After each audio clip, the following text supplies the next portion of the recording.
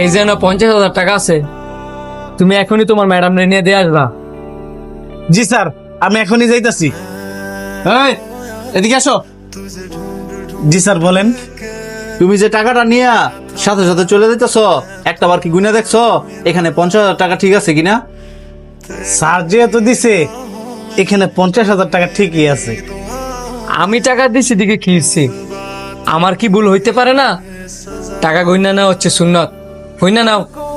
भूल जाऊं कैसे माने ना मनाऊं कैसे तू बता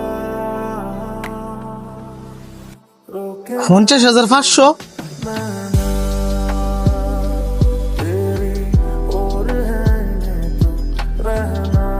এবার তো আমার গুনায় কোনো ভুল হয়েছে না। স্যার কি তাহলে 500 টাকা বেশি দিছে? কিন্তু স্যার তো কইছে 50,000 টাকা। এই 500 টাকা মাইরা দিমু, মাইরা দিলে স্যার তো কইতে পারতো না, কারণ স্যার জানে 50,000 টাকা। এই 500 টাকা মাইরেই দেই।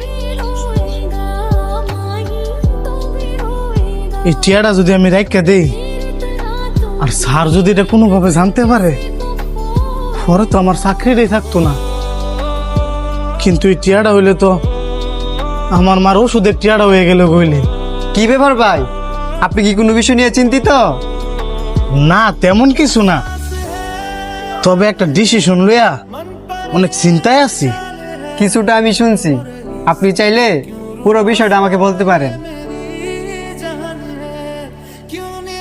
আমার স্যারে 50,000 টাকা দিয়েছিল, ম্যাডাম রে দিতাম, কিন্তু এনে 500 টাকা বেশি।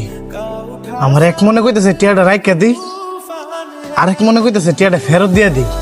আপনি টাকাটা ফেরত দিয়ে দেন। ফেরত দিয়ে দিতাম, কিন্তু ভাই এনে যে 500 টাকা বেশি এটা তো কেউ জানে না। কেউ না জানলেও একজন কিন্তু সবই জানে, সবই দেখে।